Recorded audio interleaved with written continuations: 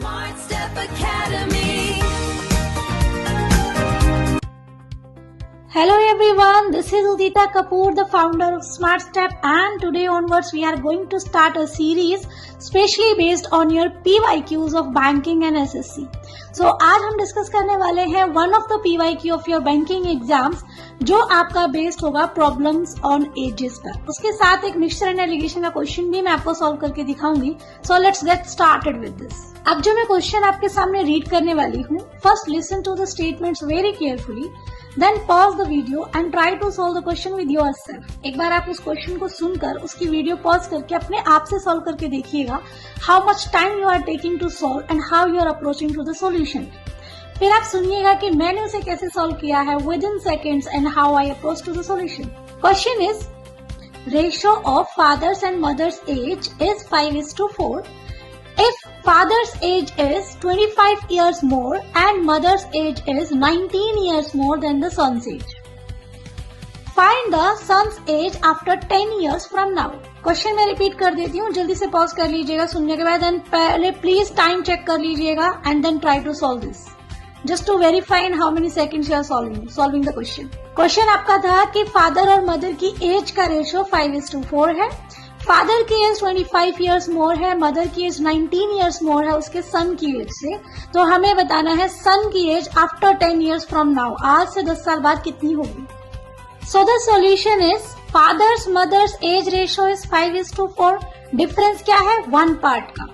अगर father 25 years more है, mother 19 years more है, तो 25 और 19 का डिफरेंस कितना है? 6। सो 5 और 4 का जो डिफरेंस था in terms of part should be equal to 6 years. 1 part की वैल्यू 6 इयर्स है, तो 5 पार्ट्स की 30 एंड 4 पार्ट्स की 24 इयर्स। 30 इयर्स फादर है तो बच्चा 25 इयर्स कम था यानी कि 5 इयर्स का। अगर सन 5 इयर्स का अब है तो 10 साल बाद 15 इयर्स का। So we got the answer 15 years. Now check out the solution, how you solve the question and how I solved here. अब आपको सिर्फ इतना देखना है कि आपकी अप्रोच क्या रही, आपकी टाइमिंग्स कितनी रही, आपने क्वेश्चन को सॉल्व कैसे किया, लैंग्वेज को इंटरप्रिटेट कैसे किया। This is how the smart solution works for your competitive exams. So with the same approach you can solve one more question. आपने देखा हमने एजेस ऑफ प्रॉब्लम का क्वेश्चन था, लेकिन हमने उसे कैसे सॉल्व किया? रेशियोज से। ऐसे ही आप रेशियोज से मिक्सचर एंड एलिगेशन को भी सॉल्व कर सकते हो। Let's see how. हमारा क्वेश्चन है a mixture of 56 litres having milk and water into it in the ratio 4:3। एक हमारे पास मिक्सचर है 56 लीटर्स का जिसमें मिल्क और वाटर का रेशियो है 4:3।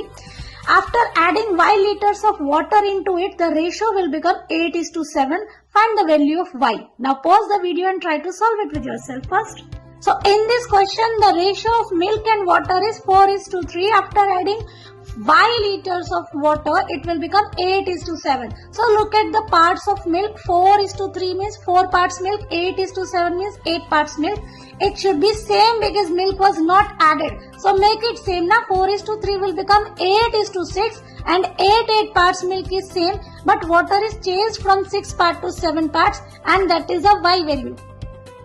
Now look at the initial original quantity of the mixture was 56 liters. That is 8:6. That is 14 parts. 14 parts 56 liters means 1 part is 4 liters. So y value is 4 liter because it was only 1 part increased which was y. So 1 part is 4 liters. Y value is 4 liters. So that's how we can solve the questions. If you really want to change your approach, then join and enhance your study skills with us. As you know, in your competitive exams, you can solve the questions, but smart approach matters a lot.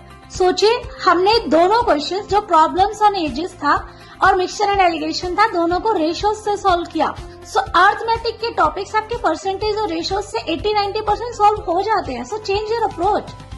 अगर आप भी चाहते हैं कि aptitude और logical ability का जो section आपके कॉम्पिटिटिव एग्जाम्स में आता है वो आपके लिए स्केरिंग से स्कोरिंग हो जाए, तो स्मार्ट स्टेप को ज्वाइन कीजिए। WhatsApp on 7988268080 and grab the opportunity.